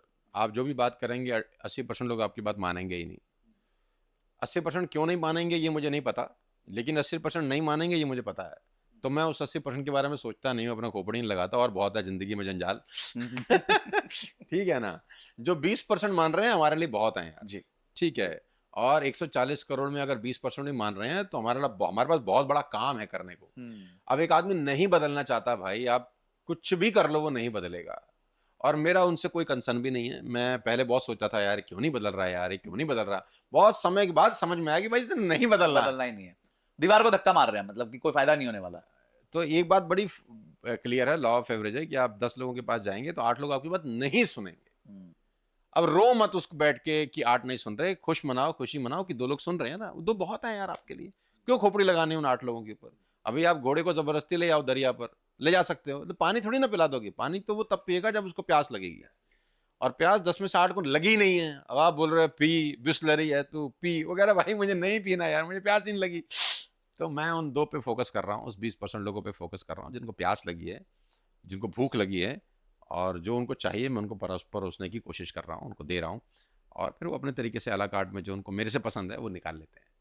सोनू शर्मा दी एंटरप्रेन्योर पे अब चलते हैं सर। आपकी एंटरप्रेन्योरशिप जर्नी कैसी रही है? टीम जब आपने डेवलप करी, क्या चैलेंजेस आए और क्या सबसे एक्साइटिंग टाइम्स रहे हैं आपके लिए आपकी एंटरप्रेन्योरशिप जर्नी में? देखो, हर दिन कुछ नया सीखने को मिलता है। मैं बहुत सारे वर्टिकल हैं जिस पे मैं काम करता हूँ। We are into social media, we are into corporate trainings. हम लोग करीब करीब 200 से ज़्यादा कंपनीज के साथ एसोसिएटेड हैं। We are working with the top most companies in the country. हम उनके लिए प्रोग्राम्स करते हैं, उनके बिजनेस को अपलिफ्ट करने के लिए, कि कैसे 10 करोड़ जो आप साल का कर रहे हैं उसको 50 करोड़ पे लेके जाएं, 50 करोड़ कर रहे हैं तो 100 करोड़ पे कैसे लेके जाएं, और अगर 100 कर रहे हैं तो 1000 पे कैसे लेके जाएं। तो we are helping them with our expertise, knowledge, wisdom, जो भी 20-25 साल में हमने सीखा है सड़क के ऊपर। तो ये हमारा एक वर्टिकल है जहाँ हम कॉरपोरेट्स को ट्रेंड करते हैं, और महीने में कोई हम 15 के आसपास सेशंस करते हैं। I am travelling every second day, या आप समझ लो कि एवरी डे करीब करीब एक दिन में 3-3 एयरपोर्ट भी मैं देखता हूँ। और इंडिगो एयरलाइंस की एयर होस्टेस ही मुझसे ज़्यादा फ्लाई करती हैं आज की डेट में। चलो, उनके तो कंपल्शन है। हाँ, मतलब वो, मतलब एक ही वो हैं जो मुझसे ज़्यादा फ्लाई करती हैं। डिजी यात्रा भी अगर मैं एक दिन नहीं जाता तो वो कैमरा सोचता होगा यार आया नहीं यार आज, कहाँ रह गया आज, तबीयत तो ठीक है, पूछ फ़ोन ले, पूछ कर लें। तो we are into corporates, we are doing programs for them. और number 1 vertical. Number 2, we are into social media brand promotions. हम लोगों की हेल्प करते हैं उनके ब्रांड को बड़ा करने के लिए। और बहुत सारी कंपनीज को हम सोशल मीडिया के बारे में भी सिखाते हैं कि आपका बिजनेस सोशल मीडिया पे स्केल कैसे हो सकता है, नई टेरिटरीज कैसे ओपन हो सकती हैं, आप अपने शहर में बैठ के पूरे हिंदुस्तान में अपना माल कैसे बेच सकते हैं। तो वो planning, execution, social media branding, वो हम उनके लिए हेल्प करते हैं। नंबर 3, ब्रांड प्रमोशंस भी करते हैं हम लोग। We are charging good amount of money for brand promotions, लेकिन कोई ऐसा ब्रांड कभी प्रमोट नहीं करते जो मेरे दिल को सूट नहीं करता। बैटिंग ऐप हमने आज तक कभी प्रमोट नहीं बहुत किया, बढ़िया। कभी नहीं किया, कभी नहीं किया, कभी नहीं किया। और उसका बहुत प्राउड है कि बैटिंग ऐप अपनी पीक पे जाकर बंद हो गया, हमको खरीद नहीं पाया। टेबल पे बहुत ऑफर आए, ब्लैंक चेक तक थे मेरे पास, दुबई में फ्लैट ले लो तक ऑप्शन थी, बट हमने बहुत रिस्पेक्टफुली उनको मना कर दिया कि नहीं यार, this is not my cup of T. तो मुझे एग्जांपल देते थे, यार महेंद्र सिंह धोनी कर रहे हैं, विराट कोहली कर रहे हैं, आप उनसे बड़े हैं? तो मैंने बोला हाँ यार, इस मामले में तो मैं दोनों से बड़ा हूँ, और बहुत लोगों से बड़ा हूँ इस मामले में, और मुझे नहीं ये सूट करता। तो मुझे बोलते थे, वैसे मैंने आपको बताया कि ये लीगल है सरकार की तरफ से, तो इलीगल नहीं है। तो मैं उनको बोलता था यार, कुछ चीज़ें लीगली अच्छी होती हैं, मॉरली ख़राब होती हैं, तो ये मॉरली ख़राब है, और गवर्नमेंट ने बंद भी कर दिया। अब 40 करोड़ लोगों को बहुत बड़ा नुकसान हुआ। तो जो लोग इसको लीगली बोलते थे वो अब आंसर किसको करेंगे? सुसाइड्स हुए हैं इस देश के अंदर बैटिंग ऐप के कारण। एक लड़के ने जो 7वीं क्लास में पढ़ता था, सिर्फ 2000 रुपये हारने के कारण सुसाइड कर लिया। Can you believe it? 7th class का एक लड़का 2,000 रुपए की जिंदगी मोहताज रहेगी। 2000 रुपये हारा और ही कमिटेड सुसाइड। क्योंकि 7th क्लास के लिए 2000 रुपये तो बहुत बड़ी रकम है ना। उसको भी तो किसी ने इन्फ्लुएंस किया होगा ना, किसी सितारे को देखा होगा उसने कि लूडो पे खेलते हैं खेल, आओ अपना पैसा बनाएं, सिर्फ आपको यस नो करना है। तो उसको लगा होगा कि इतना आसान है। इन्हीं सितारों की पिक्चर दिखाने तो पापा ले गए थे हमारे को, तो ये गलत थोड़ी ना होंगे। उसकी जो कोमल बुद्धि थी उसको ये बात कौन समझाएगा? जब तक समझ में आती है तब तक आदमी चला गया। तो सुसाइड्स हुए इस देश के अंदर, तो इन सब की मौत का जिम्मेदारी सब लोग हैं जिन्होंने बैटिंग ऐप को प्रमोट किया। मुझे तो कोई शर्म नहीं है ना कोई डर है बोलते हुए। गवर्नमेंट को उसको पहले बंद करना चाहिए था। चलो खुश शुक्र है कि देर आए दुरुस्त आए। तो ये हमने कभी नहीं किया यार।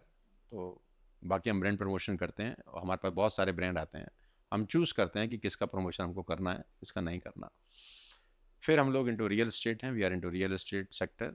हम लोग बहुत सारे बिल्डर्स के साथ हैं, काम करते हैं, उनको सिखाते हैं how to sell real estate, high ticket product कैसे बेचा जाता है, how to sell apartment of 100 crore rupees, how to sell a property of 200 crore rupees, 50 crore rupees, क्योंकि बहुत सारे लोग ऐसे हैं जो स्टूडियो अपार्टमेंट भी नहीं बेच पाते, और बहुत सारे लोग ऐसे हैं जो 200 करोड़ का कैमेलियास बेच ही रहे हैं किसी ना किसी को. तो we are helping people, brokers all over the country, how to sell real estate. तो we are into real estate development as well. तो ये हमारा एक अलग फोटे है, हम ये सब कर रहे हैं. और भी कुछ छुटमुट बहुत जगह रुमाल रखे हुए हमने कुर्सियों के मतलब ऊपर, मल्टीपल सोर्सेज ऑफ इनकम आपने बिल्ड किए हुए हैं over a period of time. Over a period of time. Almost आपको I think 20 years 25 years. 25 years हो गए हैं जिसमें आपने मल्टीपल सोर्सेज ऑफ इनकम को Yes. बिल्ड किया, जो आज We are into direct selling as well. Right. वहाँ हम लोगों को हेल्प कर रहे हैं कि how to build your brand, how to sell products, common man को कैसे बेचा जाता है, टीम कैसे बनाई जाती है, टीम बड़ी कैसे की जाती है, टीम मल्टीप्लाई कैसे की जाती है. क्योंकि डायरेक्ट सेलिंग आज भी एक बहुत वायबल बिजनेस अपॉर्चुनिटी है टीयर 2 टीयर 3 जगह पे, जहाँ पर अपॉर्चुनिटीज़ बहुत कम हैं और पैसा है नहीं लोगों के पास, एजुकेशन है नहीं. What they do, the best way to earn and learn is direct selling. आप किसी भी अच्छी कंपनी में जा सकते हैं, you will learn lot of things. बोले तो 3 साल में फेल भी हो गए ना आप, लाइफ में पास हो जाते हैं. इतना कुछ सीखने को मिलता है. अच्छा ब्रांड है तो आप पैसा भी बनाते हैं. पर्सनालिटी डेवलपमेंट का मास्टर क्लास है वो एक तरीके अरे से. घिस देता है भाई हाँ. साहब, आपको रिजेक्शन फेस करना सिखाता है जिंदगी हाँ. में. सबसे इंपॉर्टेंट चीज़, मुझसे किसी ने पूछा 1 लाइन में डायरेक्ट सेलिंग क्या सिखाता है, मैंने कहा रिजेक्शन फेस करना. क्योंकि लाइफ में तो रिजेक्शन उसको मिलते नहीं है. पापा से 50 मांगे पापा ने दिए, मम्मी से 100 मांगे मम्मी ने दिए, जो मांगा उसको दिया. रिजेक्शन फेस ही कहाँ हुई उसकी जिंदगी में. 12th तक, first year, second year, final year, pencil चाहिए ये लो, पेन चाहिए ये लो, कॉपी चाहिए ये लो, शार्पनर चाहिए ये लो, कपड़े खरीदने ये लो. कहाँ रिजेक्शन फेस हुई. ग्रेजुएशन होती है, बाहर निकलता है, ये ले लो कहते हैं नहीं लेता, ये कर लो कहते हैं नहीं करता, हमारे साथ आ जाओ कहते हैं नहीं आता. तो उसको लगता है यार ये क्या हो रहा है जिंदगी में, तो हमारे साथ कभी हुआ ही नहीं ना, था, तो कभी सुना ही नहीं हमने. ना तो हमने कभी सुना ही नहीं. तो यहाँ ये जो मिसमैनेजमेंट होता है ना, उसके दिमाग में बम फटते हैं. डायरेक्ट सेलिंग वो सिखा देती है. और इतनी रिजेक्शन और आप कहाँ फेस कर कहाँ सकते face हैं कर जहाँ पर, यहाँ तो आपको रोज 10 लोगों से मिलना है और 10 में से 9 तो चमकाएंगे ही आपको. सही कह रहे और एक भी जो एक बचेगा वो लारा देगा, पैसा वो भी नहीं देगा. वही वो कहते हैं कि भाई 100 फोन कॉल ना के सुन लो, आदमी आदमी बन जाता है. हाँ, तो बहुत कुछ है, अच्छी चीजें हैं सीखने के लिए. सर मैं डायरेक्ट सेलिंग से आता हूँ कि सेलिंग इंडिया का कैरेक्टर ही नहीं है. मेरे को ये मेरी पर्सनल फीलिंग है, आप प्लीज मुझे करेक्ट कीजिएगा, जी. कि लोग है ना बड़े क्या कहते हैं, अपोलोजेटिक सेलर है यहाँ पे, कि वो सेल तो करते हैं पर अपोलॉजी के साथ सेल करते हैं. अरे ले लेना प्लीज ले लेना. तो आपको क्या लगता है कि सेलिंग लाइफ में कितना इंपॉर्टेंट है? और एक तो है कि आपने ऑब्वियसली डायरेक्ट सेलिंग एक तरीका होता है सीखने का, और क्या तरीके से एक इंसान सेल्स देखो यार संजय भाई, बात क्या है ना कि हम एक्चुअली पैदाइशी सेलू हैं. एक्चुअली तो हम हिंदुस्तानी क्या, इस दुनिया में मुझे लगता है हर बच्चा पैदाइशी ही सेलू होता है. कैसे सेलू होता है, फिर मैं सेल्स पे भी आता हूँ. ऑल्दो सेल्स बहुत बड़ा टॉपिक है जी जी. और हम लोग 3 दिन लगाते हैं सेल्स सिखाने के लिए, 3 दिन का पूरा क्लास लेते हैं. अब आप बच्चे को देखो, छोटा है, 8 महीने का, 9 महीने का, 1 साल का. अब उसको ये खिलौना चाहिए, माँ कहती है नहीं देती, वो मिट्टी में लेट जाएगा. माँ बोलती है अब भी नहीं दूंगी, वो रोना शुरू कर देगा तेज. माँ बोलती है दूंगी ही नहीं, और वो दीवार गंदी करेगा. माँ बोलती है नहीं दूंगी, वो उल्टी कर देगा, जो खा रहा होगा खाएगा नहीं. आखिरी में माँ बोलेगी ले मेरी जान छोड़. इस बच्चे को कौन सिखा रहा है ये सब? इस बच्चे को एक्चुअली किसने सिखाया कि मुझे रोना है, मुझे दीवार गंदी करनी है, मुझे मिट्टी में लौटना है? ये साला हमारे डीएनए का पार्ट है. जो चीज हमको चाहिए ना, वो हमको चाहिए. फिर ये बचपन में तो ये बहुत सॉलिड रहता है इमोशंस, बड़े होते होते वो डाइल्यूट हो जाता है. बस आप किसी बच्चे को जो चाहिए ना भाई साहब, वो आपसे ले लेगा. आप चाहे फन्ने खाओ, तुर्रम खाओ, जो मर्जी हो, किसी बच्चे को कुछ चाहिए अनअपोलोजेटिकली साहब वो लेगा. साम दाम दंड भेद सब बच्चे को आते हैं. आप कुछ मत दो, वो खाना नहीं खाएगा, नहीं खाता मैं. खाना खाएगा वो उधर मुंह करके सो जाएगा. अब आप माँ बाप क्या करेंगे? अच्छा ले भाई मेरी जान छोड़, तू चुप रह. तो वी आर पैदाइशी सेलू. अब सेल के साथ दिक्कत क्या है वो भी समझा देता हूँ आपको. सेल के साथ सबसे बड़ी दिक्कत ये है कि आपको देश में अगर सीए बनना है तो आप इंस्टीट्यूट में जाओ, you will become chartered accountant. आपको एलएलबी करना है, आप इंस्टीट्यूट में जाओ, you will become a lawyer. आपको डॉक्टर बनना है, तमाम इंस्टीट्यूट हैं जो आपको एमबीबीएस की कोचिंग कराएंगे, एमडी कराएंगे, आपको बना देंगे. फैशन डिज़ाइनर बनना है तो इंस्टीट्यूट है. डेंटिस्ट बनना है, इंस्टीट्यूट है. बाल काटना सीखना है, इंस्टीट्यूट्स है. आप कुछ भी करना चाहिए, एक्टिंग सीखना है, इंस्टीट्यूट है, सेल्स सीखनी है, नो करिकुलम। तो हिट एंड ट्रायल चलाते हैं मैक्सिमम लोग, लगा लगा नहीं लगा नहीं लगा, और कभी कभी तो जहां मार देते हैं उसी पे गोला लगा के आते हैं, तो यही मार रहे थे तो है ना। तो मतलब गोल पोस्ट गोल के बाद सिलेक्ट होता है। हाँ, तो सेल आर्ट भी है और साइंस भी है एक्चुअली। आर्ट कैसे है वो बहुत बड़ी थ्योरी है, साइंस कहते हैं वो बहुत बड़ी। सेल्स गट फीलिंग का बिजनेस भी है, और सेल्स इमोशंस को ट्रिगर करने का बिजनेस भी है। आपको ये समझ में आना चाहिए कि कहाँ गट फीलिंग को ट्रिगर करना है, कहाँ इमोशंस पे हिट करना है, सो दैट आप जो बेचने जा रहे हैं आपको बेचने में तकलीफ ना हो। बड़ा करिकुलम है, और सेल्स से बड़ा कोई प्रोफेशन इस पूरी दुनिया में नहीं है। और मैं जब सेल्स की बात करता हूं तो मैं कमीशन सेल्स एजेंट की बात कर रहा हूं, सैलरीड सेल्स एजेंट की बात नहीं कर रहा। कमीशन सेल्स एजेंट अलग होता है और सैलरीड सेल्स एजेंट अलग होता है। I am talking about commission sales agent. जिसके पास फिक्स्ड नहीं है, उसको ये नहीं पता कि महीने के एंड में उसको एक चेक मिलेगा। वो जंगल का शेर है, शिकार मिला मिला, नहीं मिला नहीं मिला। वो सर्कस का शेर नहीं है कि खाना 2 बार मिलेगा ही मिलेगा दिन में। तो मैं चाहता हूं कि जिंदगी में शेर बनना तो सर्कस का बनना नहीं बनना, आपको जंगल का शेर बनना, बिंदास घूमना सड़क पे, लेकिन दहशत उसी की होती है। सर्कस के शेर की कोई दहशत नहीं होती, कोई दहशत नहीं है। उसकी पूंछ अगर बाहर निकल रही है ना तो बच्चे भी हाथ से हिला देते हैं, कौन है बे तू लेकिन जंगल में अगर आप चले जाए, साला दिख भी जाएगा तो फट के हाथ में आ जाती है कि साला हमारी तरफ ना आ जाएगा। क्यों? लेकिन जंगल में उसके साथ एक प्रॉब्लम है, उसको खाने की श्योरिटी नहीं है। वो कमीशन सेल्स एजेंट है, मिला तो ठीक, नहीं मिला तो ठीक। लेकिन सर्कस का शेर श्योर है, ना बारिश है ना बरस धूप है, शेल्टर है, खाना मिल जाएगा, पुचकार भी देंगे उसको, लेकिन साला उसकी कोई जिंदगी, बीमार होगा तो ध्यान भी रख लेंगे। सब लेकिन संजय कोई जिंदगी है। एक चाबुक वाला, एक हमारे ऐसा हांड मास का 2 टके का आदमी उस शेर जैसे महाराज को आग में से नचा रहा है, चाबुक मार रहा है। अब इसी हांड मास के आदमी को जंगल भेज दो और बोलो जरा चाबुक मारियो जरा इसको, फाड़ देगा बीच में से भाई। तो 100 साल की नालायक जिंदगी से 30 साल की एडवेंचरस लाइफ ज्यादा अच्छी है। तो बिकम अ जंगल का शेर, नॉट अ सर्कस का शेर, become a commission sales agent, not a salaried sales agent. खुल के जियो, आसमान बहुत बड़ा है जीने के लिए। सर मैंने ना वो मूवी देखी था फाउंडर, तो उसमें भी वो सिर्फ कमीशन सेल्स एजेंट था, और कैसे वो नीड ने उसके लिए मैकडॉनल्ड्स खड़ा कर दिया, इतना बड़ा एम्पायर खड़ा कर दिया। तो मुझे पर्सनली भी ये लगता है कि सेल्स एक बहुत इंपॉर्टेंट पार्ट है, और सेल्स को लोग गलत तरीके से लेते हैं यहाँ पे भारत में। तो क्या मिथ है सर सेल्स के अराउंड जो लोगों के माइंड में बिल्कुल नहीं होनी चाहिए? अरे लोगों को लगता है यार सेल्स का मतलब है कुछ बेच के जा रहा है मार को। कौन नहीं बेच रहा है यार? टेल मी।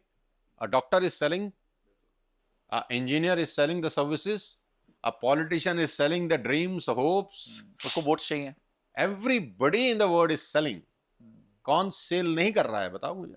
जो आदमी नौकरी करता है वो 8 घंटे अपनी एक्सपर्टीज बेच रहा है ना। क्या कर रहा है वो 8 घंटे? फिर इंटरव्यू में भी जाके अपने आप को बेचता है। 10 घंटे 8 घंटे जो आदमी नौकरी पे जाता है क्या करता है? अपना स्किल ही तो बेच रहा है जो उसने सीखा है।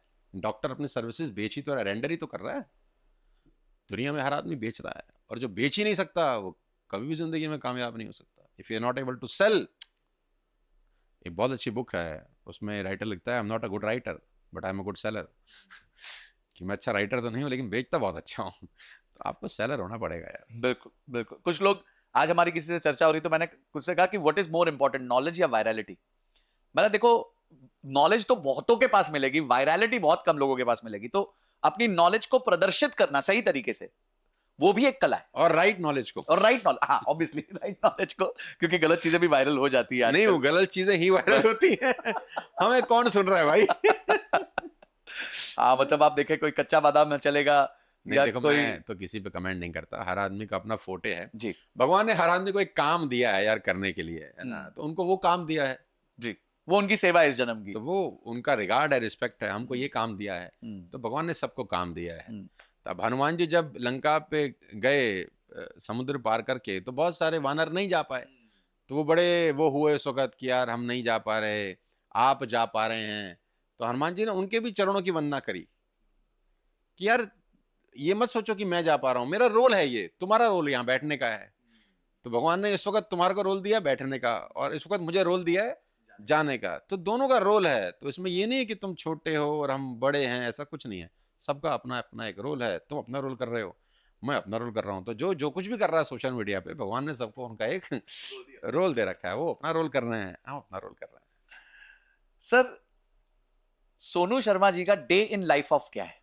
अगर एक आम नॉर्मल डे अगर आपका है, अब नॉर्मल बिजनेस डे, यार एक मेरा तो आपका ट्रैवल डे है, वो छोड़ मेरा देते हैं, नॉर्मल डे रहा ही नहीं अब तो यार, तो मैं पता नहीं बट क्या। टिपिकल आपका रिचुअल है जो आप प्रैक्टिस करते हैं, मतलब जिसके बिना आप ना दिन याद शुरू नहीं करते या खत्म नहीं करते, कोई ऐसा रिचुअल जिससे आपको, जिसे हम ट्रिमिंग कहते हैं कि एक इंसान अपने आप को, जो सक्सेसफुल लोग होते हैं वो कुछ एक रिचुअल फॉलो करते हैं? यार ट्रैवलिंग में ना बहुत सारी चीज़ें मिस मैनेज हो जाती हैं, जी।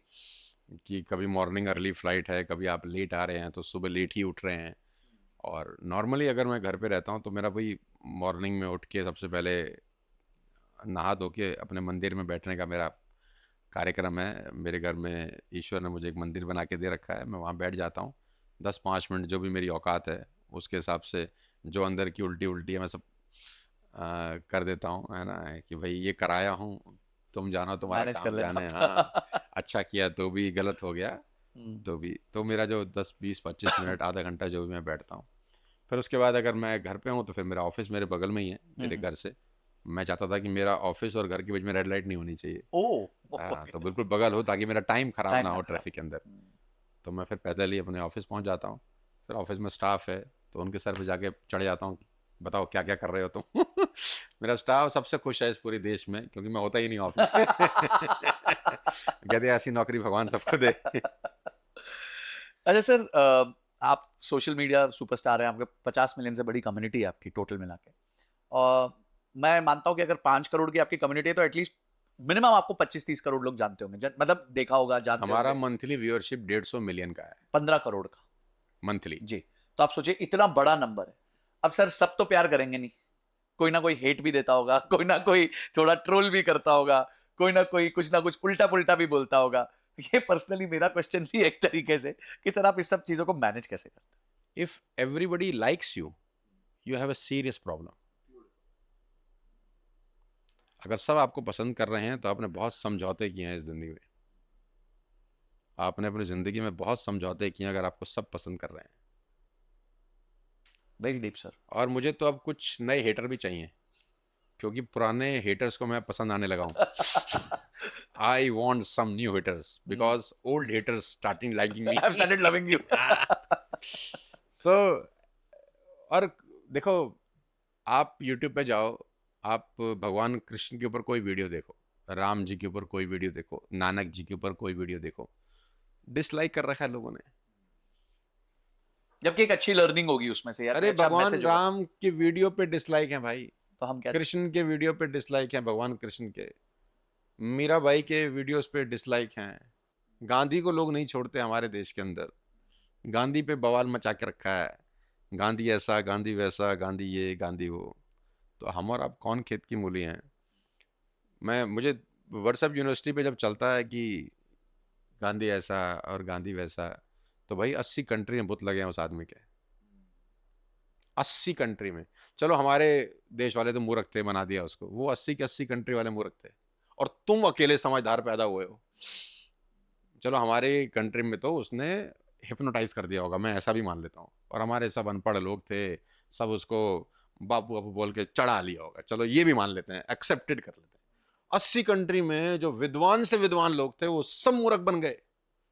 तुम्हारे तो मोहल्ले में तुमको कोई नहीं जानता, उसको 80 कंट्री में लोगों ने उसके बुत लगा रखे हैं। अभी G20 हुआ, 20 टॉप हेड पूरी कंट्री के राजघाट पे जाके उसको माथा टेक रहे हैं। क्यों टेक रहे हो भाई? जिनको गए हुए 70-80 अरे साल भाई तक, क्यों टेक रहे हो?